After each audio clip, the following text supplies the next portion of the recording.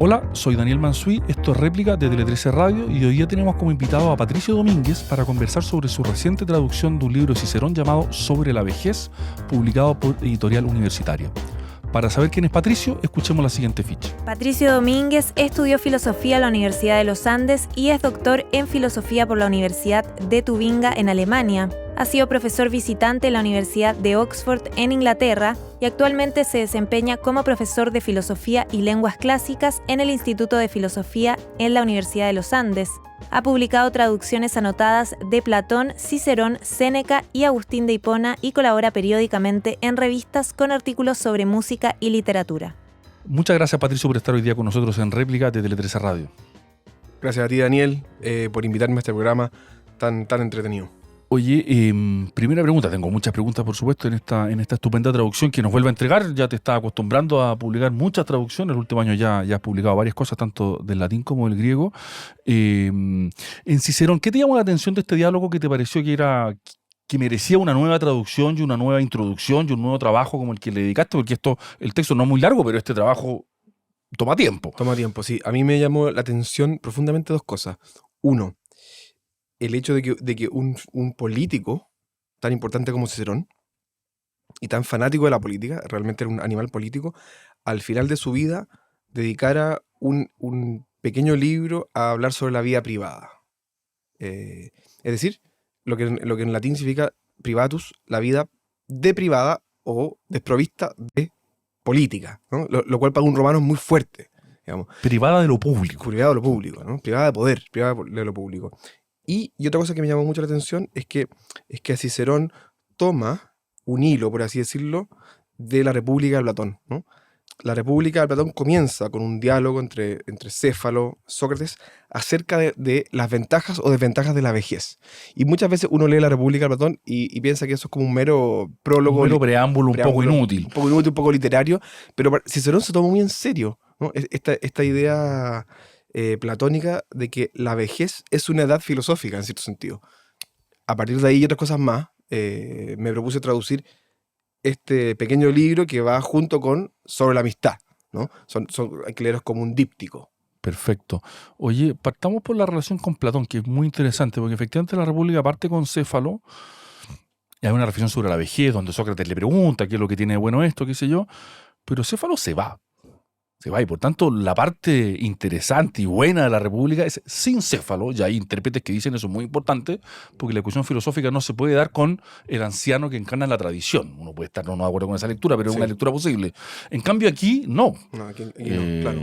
Aquí aparece, no es Cicerón el que habla, sino que Cicerón acude a una figura histórica real que es Catón. Catón el censor, ¿no? Un romano cabal, militar, cuestor, cónsul, todo censor, el cursus honorum. Todo eso, todo el cursus honorum. Una persona que descolló en todos los ámbitos de la vida siendo viejo. Es decir, Catón fue no solo un militar exitoso a los 30 años, 40 años, sino que fue incluso a los 60, 70, un político de primera línea. Entonces, claro, lo que Céfalo, entre comillas, no pudo hacer, lo hace Catón, el anciano. Y Catón el anciano es el que habla, digamos... El que habla en primera persona, es Cicerón el que está hablando en boca de él, por supuesto. Porque un diálogo. Pero eso implica que la preocupación de Cicerón es más política que la que tiene Platón en la República, al menos. Eso pareciera, porque... Yo sé que la pregunta es vastísima. Claro, no. Es verdad que yo partí diciendo que en esta obra Cicerón habla de la vida privada, ¿no? Y eso es raro en Cicerón, porque Cicerón sabemos que es un animal político completo, ¿no? Y lo que más le interesa a Cicerón es la teoría política y la praxis política, las dos cosas muy juntas. Pero Cicerón fue, por así decirlo, exiliado internamente después de la victoria de Julio César y se dedica a aquellos estudios que, dice por ahí, que interrumpió pero que nunca dejó, y que es la filosofía en su sentido general. Y este librito es parte de eso. Ahora, este librito es verdad que habla mucho de la vida privada, pero también habla de política. Habla de política sobre todo en la defensa que hace de los viejos en política, ¿no? Los viejos en política. Hay que pensar lo siguiente, la palabra senado, senatus, a nosotros no nos suena nada, pero en latín significa asamblea de ancianos. Supongo que de ahí viene senil, ¿no? Claro, de la Senex, misma- claro. ¿no es cierto? Senex, senior, todas estas palabras. Y el Senado, en realidad, como institución, y no solo la romana, sino también la nuestra, está pensada como un consejo de personas experimentadas. Por eso las constituciones en general disponen que los senadores tengan Tiene una cierta cierta edad. edad mínima. Yo no puedo tener 25 años ser senador, por ejemplo, ¿no? O 20, qué sé yo. Entonces, entre líneas y también explícitamente, acá hay una defensa de la institución senatorial. Y eso significa una defensa de la vejez La vejez en política. en política. Ah. De la vejez en política y también del régimen tradicional Del romano. tradicional, claro. Eso, son las dos Claro. cosas juntas. En tu muy interesante introducción, tú explicas que Cicerón, como nos acaba de decir, había sido exiliado internamente, tuvo muchos problemas políticos, en fin, después terminó aún peor Cicerón, pero esa peor. es otra historia. Pero claro, no deja de ser impresionante que tantas horas de Cicerón se la debamos a su exilio político, bueno, me quedé sin política, ahora me pongo a escribir, digamos. Hay un Sí. caso muy distinto y muy parecido a la vez que es Maquiavelo, ¿no? Maquiavelo se pone a escribir cuando deja el cargo político, pero a él le pican las manos por la política, y en ese sentido tiene un paralelo con Cicerón. Pero no deja de ser impresionante que un autor al que tanto le debemos, que si solo hubiera sido político nos acordaríamos de él, los historiadores se acordarían de él, Claro. pero no nos acordaríamos de él como nos acordamos de él, ¿no? Y su obra se la debemos al hecho de que salió de la política y se vio, ahora que ya no tengo nada más que hacer, me voy a dedicar a esto. Exacto. No es la única figura en la historia del No, pensamiento no. con este tipo de figura, pero no deja de ser llamativo, ¿no? Porque Es muy llamativo. la historia de Occidente, la historia de la cultura occidental sería muy distinta. Claro, es una especie de ocio involuntario. Claro. ¿no? Ocio involuntario.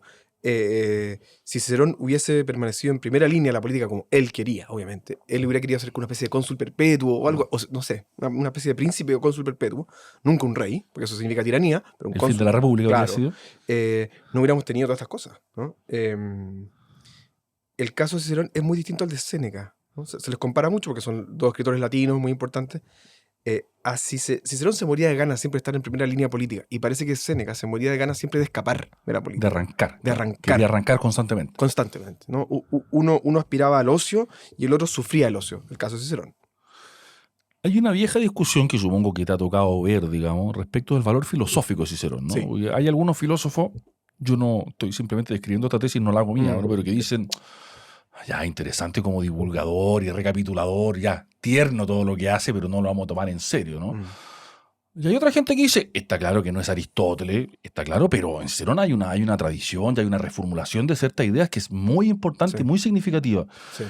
¿Cómo entiendes tú esa discusión y dónde estás parado tú? Claro, yo me siento mucho más cercano de la segunda opinión. Ya. La segunda opinión. Es decir, concediendo que en Cicerón no encontramos El vuelo especulativo. el vuelo de Platón, ni de Aristóteles, ¿no? y de otros pensadores, sobre todo griegos, o al menos de lengua griega, encontramos algo más que un mero doxógrafo o divulgador. ¿Por qué? Porque, o sea, al menos por una razón muy sencilla, y es algo quizás parecido a lo que tú dijiste de Maquiavelo, es que cuando Cicerón habla de política y de filosofía política, está hablando de algo que conoce demasiado de cerca. Claro. Y eso, obviamente que es interesante desde el punto de vista de la praxis y de la teoría. No es un testimonio para tirar al tacho así tan No rápidamente. es un testimonio, y de hecho la tradición occidental completa, perdón la exageración, pero vio en Cicerón a un consejero político y a un filósofo político importante.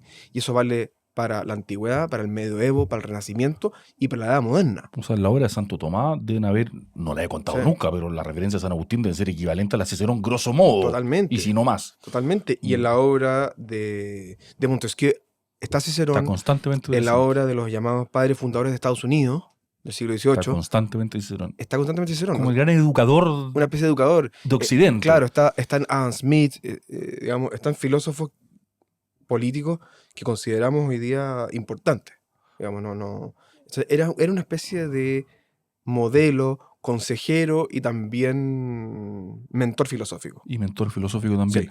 ¿Cuál es la relación, porque también sale tanto en la introducción como en algunos pasajes del texto, la relación de Cicerón y del pensamiento romano que él encarna con la tradición griega, de la que bebe mucho, Ve mucho.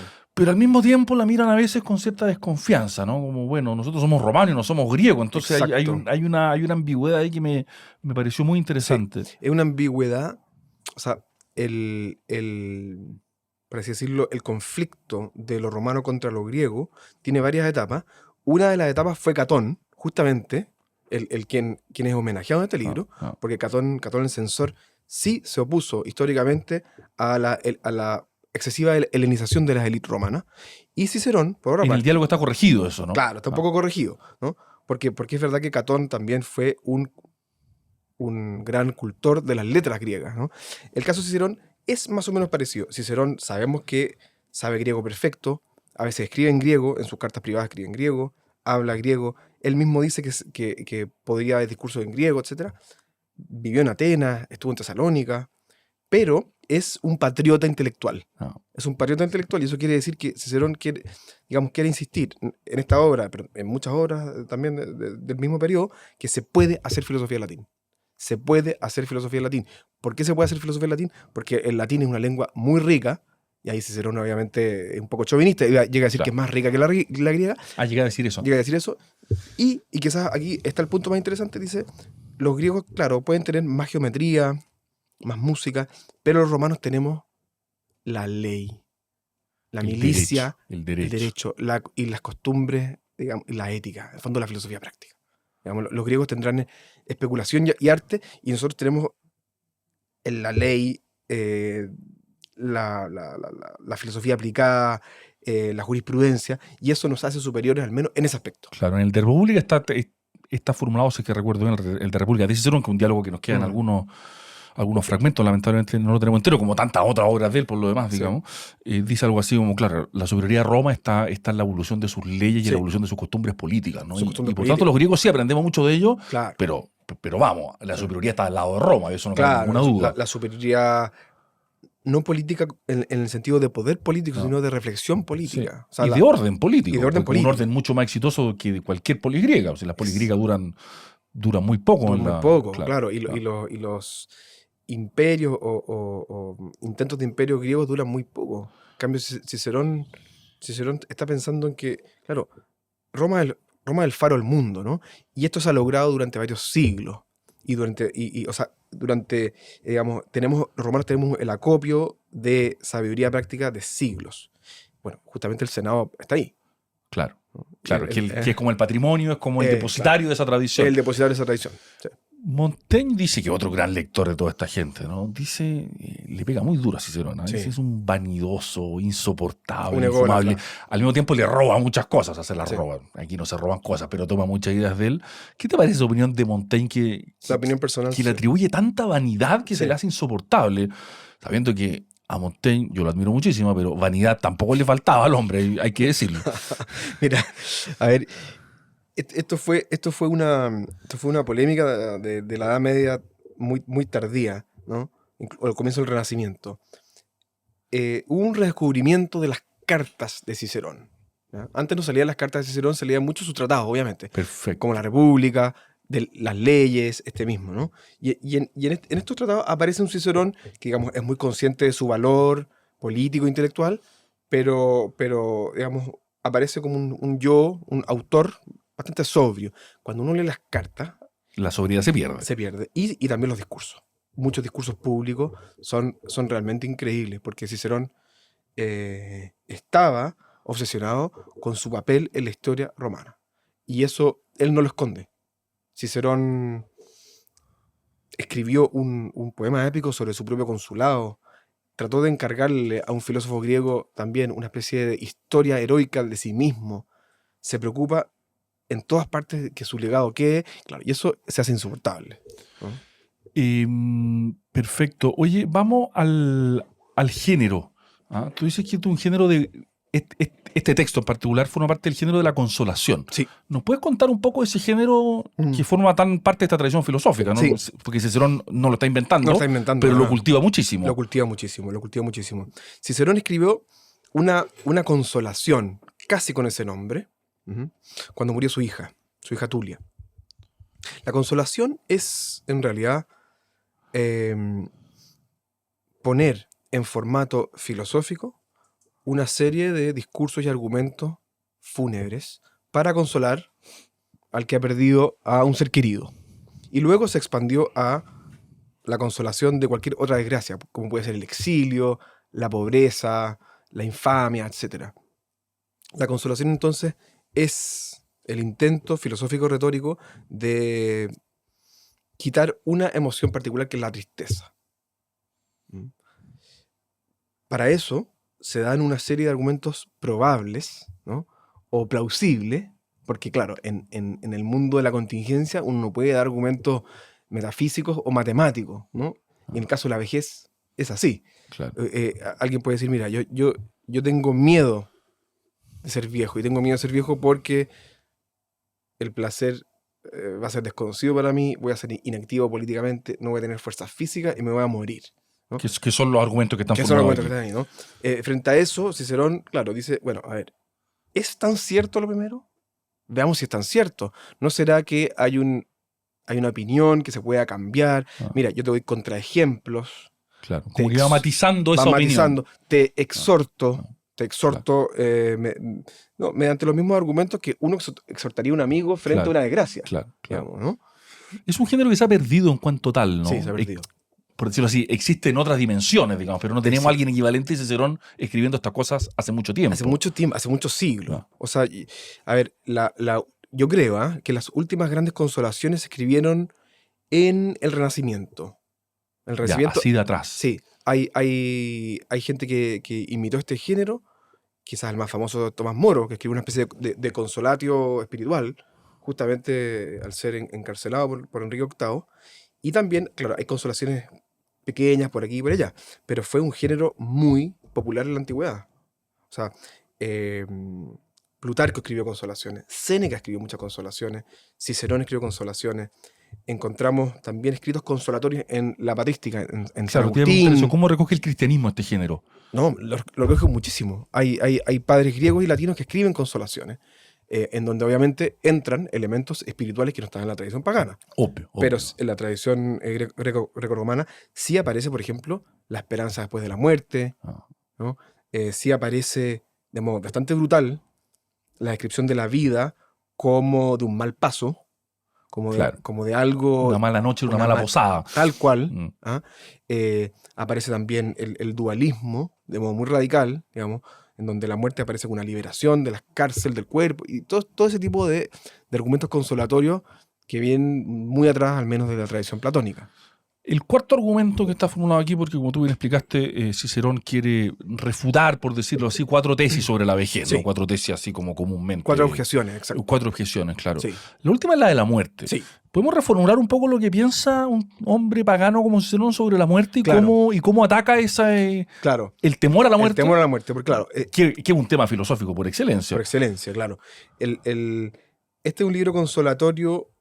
Las 3 primeras objeciones van en contra de un temor, digamos, a algo que sabemos que existe y que es los achaques de la vejez, ¿no? Perder la vitalidad. Perder la vitalidad política, corporal, etcétera, mental, ¿no? Lo de la muerte es un poco diferente, porque siempre se trata de algo futuro, digamos. Nadie vive su muerte como algo presente. Por lo tanto, nadie tiene tristeza a su propia muerte, sino que tiene temor. Claro. ¿no? O sea, el temor es la emoción que hay que aminorar o expulsar.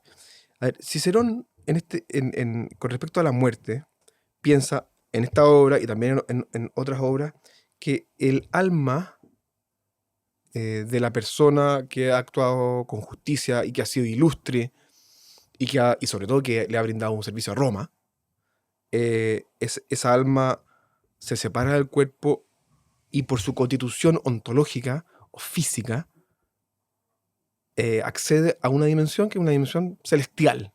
Digamos, vuelve a su origen celestial. Acá se mezclan cosas entre platónicas. Eso te iba a preguntar, ¿qué tan platónico es ese argumento? Hay cosas platónicas, cosas estoicas y también hay cosas romanas. Ya. ¿no? Cicerón, desde el punto de vista de su religión, es un conservador. No sabemos cuán practicante era Cicerón, aunque quizás la pregunta está fuera de lugar para un romano. Claro. Porque para un romano la religión es un ritual. Claro. No es una disposición interna al corazón. Bueno, pero en fin.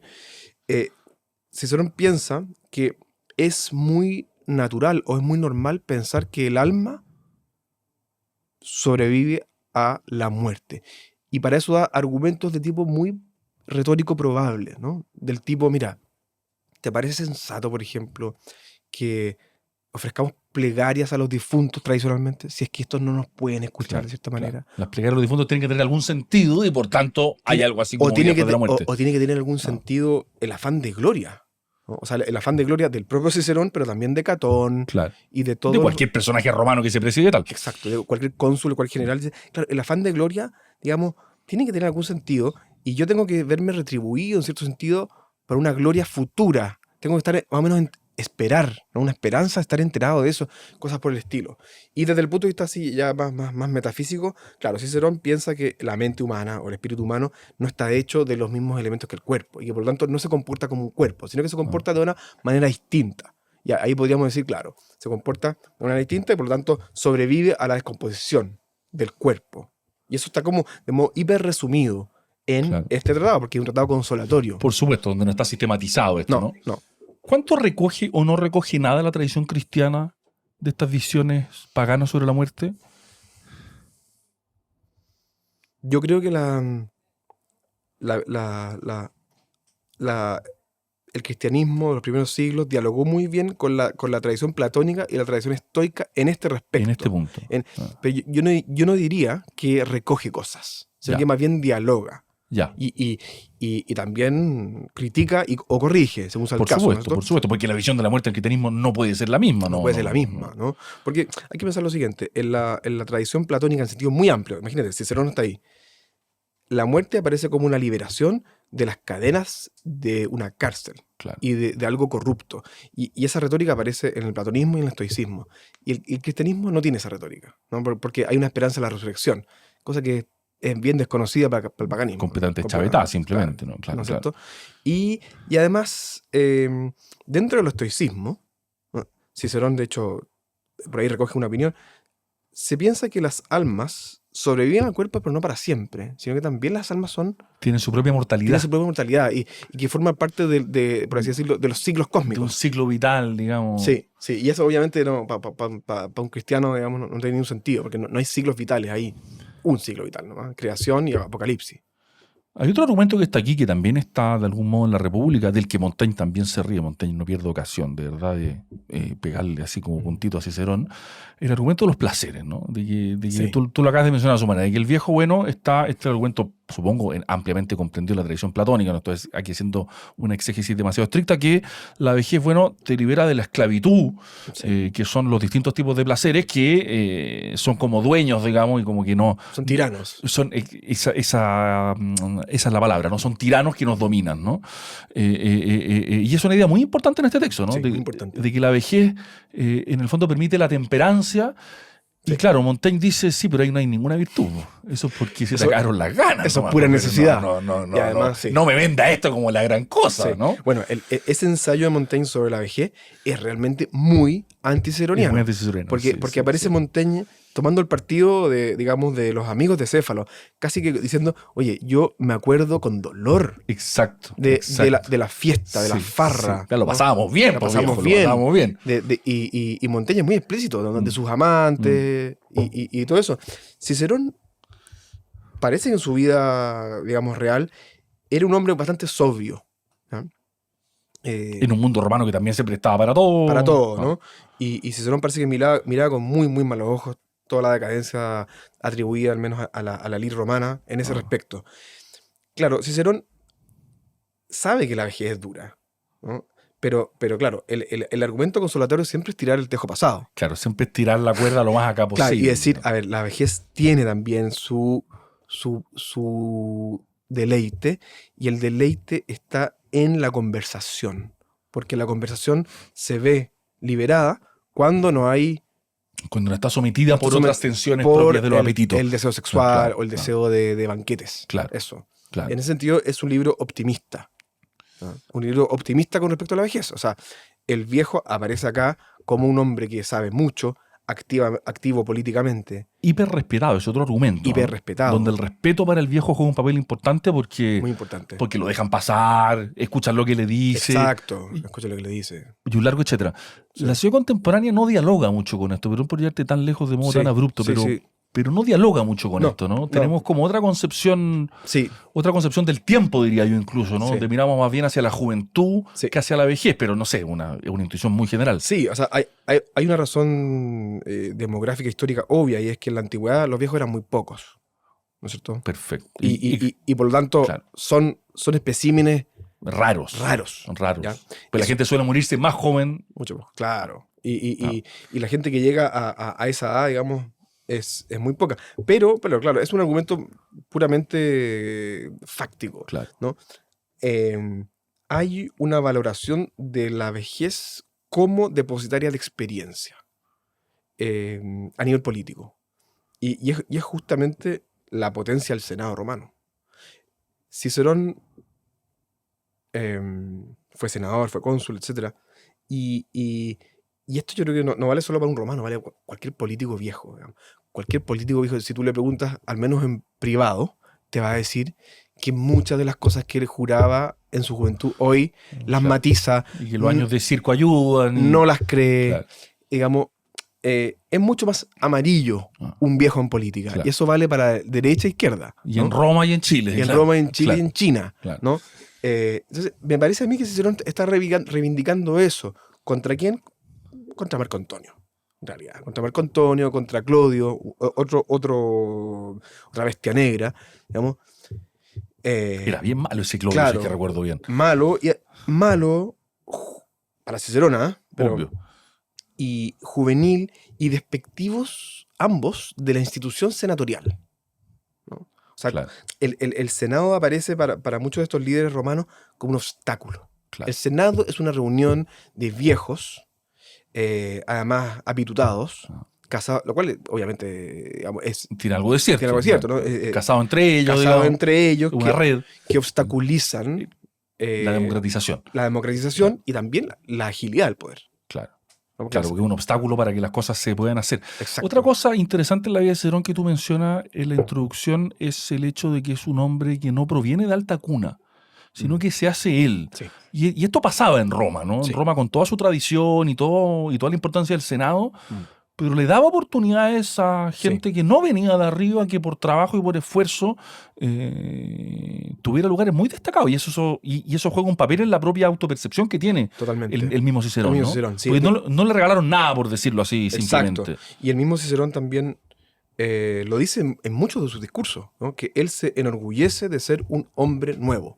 El hombre nuevo es aquel que con sus méritos ha logrado fama, renombre, y no la expresión es siempre hombre nuevo, Sí, ¿cierto? sí. Sí. Sí, novus homo, que era utilizada también despectivamente, ¿no? Significa Obvio. arribista. Como recién llegado. Recién Tú llegado. llegaste a este club que existe hace 300 años. Exacto, y Cicerón lo toma como un cumplido. Yo soy un hombre nuevo.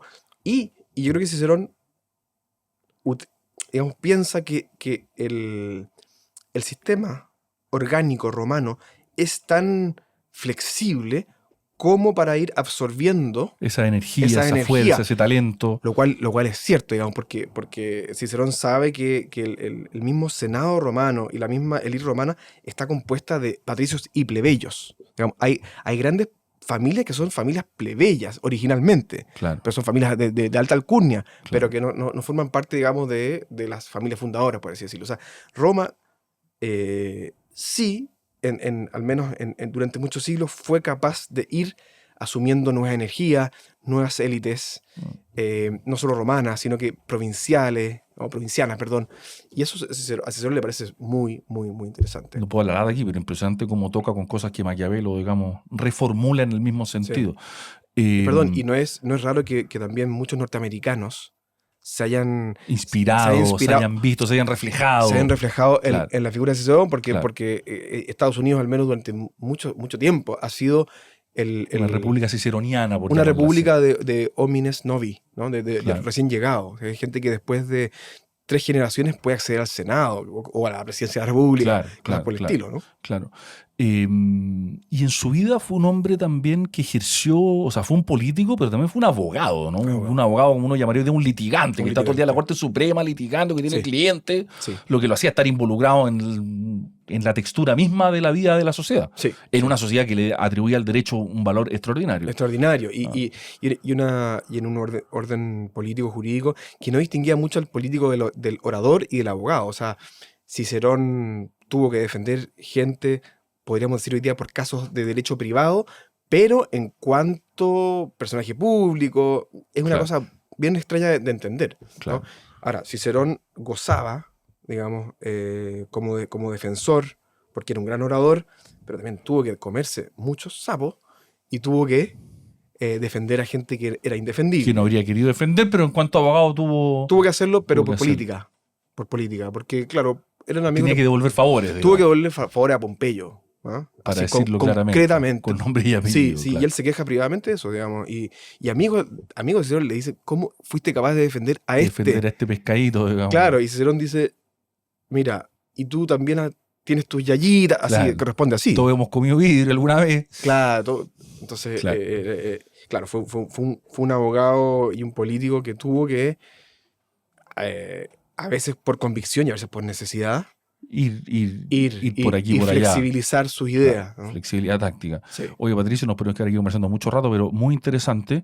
Muchas gracias por habernos acompañado hoy día. Recomiendo mucho el libro sobre la vejez y también la introducción que escribiste. Así que realmente muy Muchas recomendado gracias. para quien esté interesado en la cultura clásica en general y en Cicerón en particular. Muy recomendado el libro. Así que muchas gracias por habernos acompañado hoy día en Réplica de Tele 13 Radio. Muchas gracias a ti, Daniel, y a todo el equipo. Encantado. Estuvimos entonces hoy día en Réplica de Tele 13 Radio conversando con Patricio Domínguez sobre su reciente traducción de Cicerón llamada Sobre la vejez, publicada por Editorial Universitaria. Soy Daniel Mansuy, esto es Réplica de Tele 13 Radio. Muchas gracias por escucharnos. Hasta la próxima.